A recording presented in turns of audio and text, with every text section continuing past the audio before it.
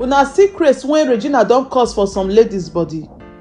Her papa Yoyo, her husband go buy her things. She go dey posty all of them for social media. Now some ladies no wan suffer with any guy again. They no wan start from the scratch again. All of them don dey craze, dey find papa Yoyo, dey find Regina husband. But wait o, if person husband buy something for person no fit still bring her come out to celebrate. With Lady T. Hi everyone, welcome back to this YouTube channel. Two Drinks with Lady T is your sister, your friend, is your girl. If this is your first time or you just didn't get post for YouTube, you just come across our channel, please consider to hit the subscribe button, click on the notification bell so you will know anytime we put video for here. Thank you so much for coming around again and God bless you. For this our channel now Tori, now we dey talk and our pidgin English will take the knack our Tori for here. So if you subscribe, you not go miss any of our videos. So today's story it can concern Nedwoko and one slay queen and Regina Daniels. One lady come out for her page, she naked and she sent serious message to Nedwoko.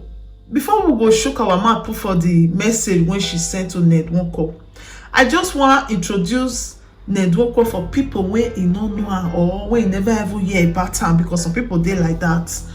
I will brief you small, but if you go watch most of my video, you go really know who Nedwoko be, because we don't talk matter well for this our channel. Nedwoko na one papa Yoyo. Me, I be the call her Father Abraham. Now they say no, not be Father Abraham, na King Solomon. Even his wife call him King Solomon when he just celebrates his 60 years old birthday. He never tell when he complete 60 years for year.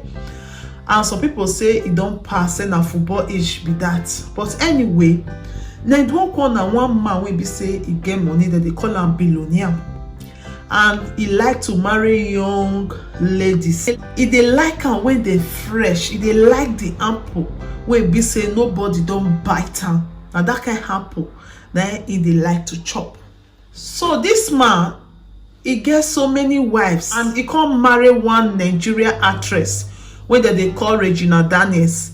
Now young girl when be say start to the heart for small pikin, and this Regina Daniels can't be number 6 for your wife. Understand? So people don't really know this Nedwoko. Now when he marry Regina, now people can't really know her, because the time when he say marry Regina, people can't they shout say, Regina, why you marry Papa Yoyo like this? It's too hot for you. The age gap is too much and all that. Regina say make they leave her alone, say na her choice, that she love her husband, that she go marry. Now he say marry Regina.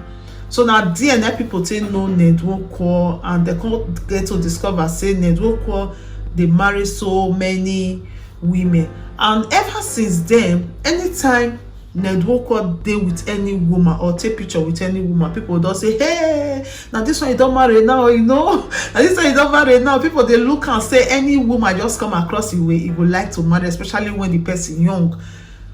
And Nedwoko can come out, he can say in a man, he love children so much and he ready to marry many wives. When you want marry, that's Regina na 6th wife.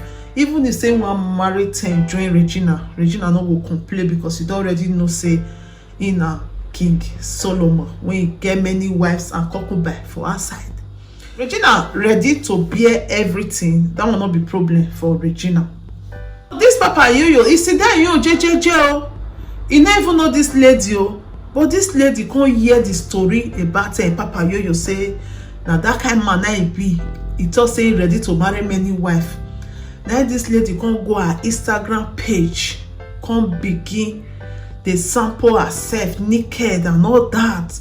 They talk say he needs Nedwoko, even though saying na number 8, number 9, number 10, he just need that 8. He saying be person will be saying no yellow. In short, one are listening to what she write for her Instagram page. So this lady can't go her page, she come naked, they make video for Nedwoko, he carry on Nedwoko picture, he sample her for her profile, her page and all that. Even Regina Daniels will be the wife self, the husband picture not dey like that for her page. She come write say, I want to be your 8th wife.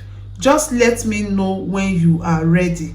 But I black oh, I not yellow like the rest oh, but I dey catch fire. I say Nedwoko, his wives, all of the yellow, they be yellow papa, you understand? And in black, you know say I say black. So if you come marry person with black like but they not come burn charcoal, so now you can prefer to they take yellow people, so that at least the pikin no just black like that. If it just can be chocolate and yellow like their mother, or black like him, that will come black more than black. So they always they like fair ladies.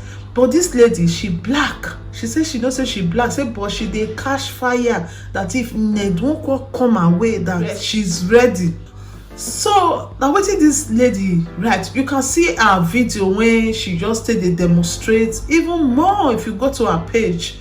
But come to think of it, I can't imagine say this our society now poverty now can dey cause am, or wetin really can dey cause am wey be say ladies just want jump on married man, want jump on the where road no dey. This young girl, she get bright future, whether na poverty or person not get wetin dey do. Because woman wey be say she dey capable of herself, she get wetin she dey do for hand. I don't believe say go dey pursue Papa Yoyo, they go like this.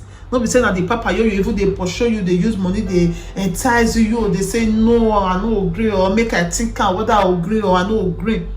Now you they pursue Papa Yoyo. So the rate of poverty, it don't reach like this.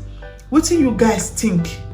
If you guys can remember, I make one video where I say 2 ladies contacted me, say they want Nedwoko. They tell me, I make them understand, say I don't get Nedwoko contacts. But why you guys want to marry Nedwoko? This man already get wife, and the one we marry last now number 6. So you want to be number 7, number 8? They say they don't care or say they love her. I don't understand, my people. So this particular lady now, when say they catch fire and they ready, they wait for Nedwoko to come for her because she's so beautiful, black beauty, very beautiful lady. You know the lady not see for the thumbnail. She fine well. So it can't reach like that saying now so men can't they scarce or men not dey time again when be say she want go after Papa Yoyo. You see why they talk say Regina? No, they show what your husband they buy. You go show ring, you go show chain, you go show car, you go show clothes, you go show phone, you go show so many things. You they make all these ladies head they go gaga. You they make their head they grow dada. Una secrets when Regina don't cause for some ladies body. Her Papa Yoyo, her husband go buy her things. She go they posty all of them for social media. Now make her say they want to see chop for where you they chop. If you not take time, this Papa Yoyo they go Colombian for your hands. Because now the way you do you come out be this, so many don't they when we say they hide this Papa Yoyo, they don't want do and come out. Because Papa Yoyo already talk and say he's ready to marry as many wives as far as they breathe, he ready to marry. So many ladies are there for him. They want him. So they will be say shame not let them do their own comments, but any opportunity they take jam this Papa Yoyo, they go dive on her. If you guys can remember, Regina best friend wants to Colobi this Papa Yoyo for Regina hand. Now wetin dey inside this Papa Yoyo when be say all this our young girls they pursue when they find when they never see. Now wetin dey inside them? So tell some call they naked. So they Colobi, so they send message. This one are the way we just know. The way he said the battle for office. Now only God I know that one.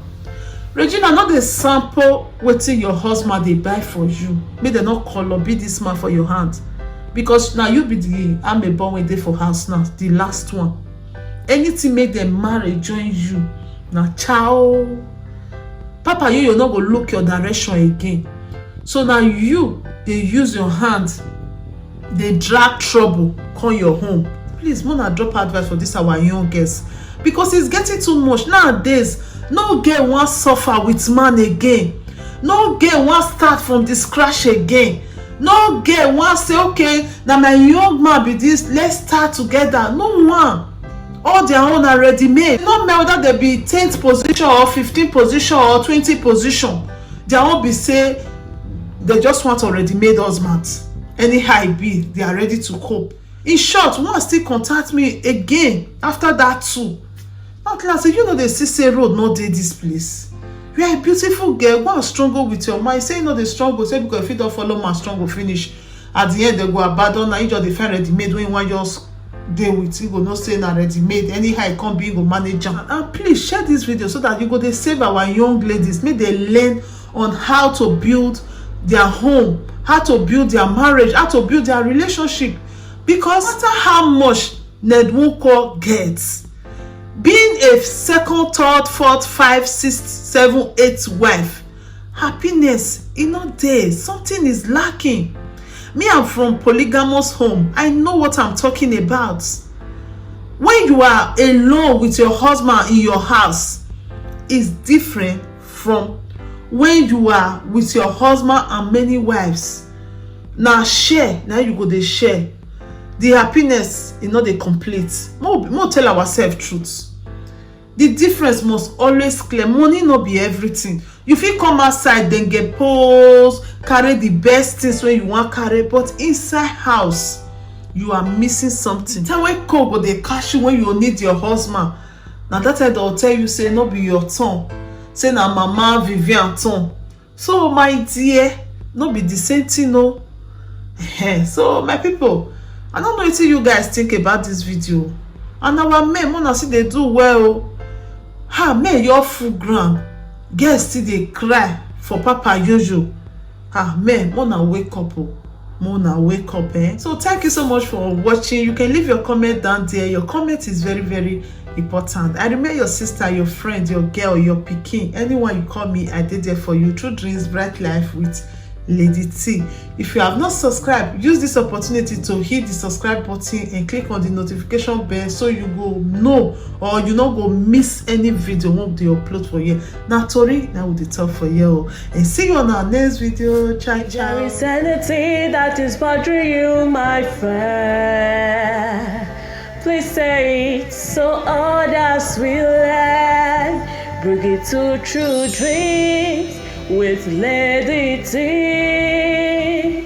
and God will be your strength.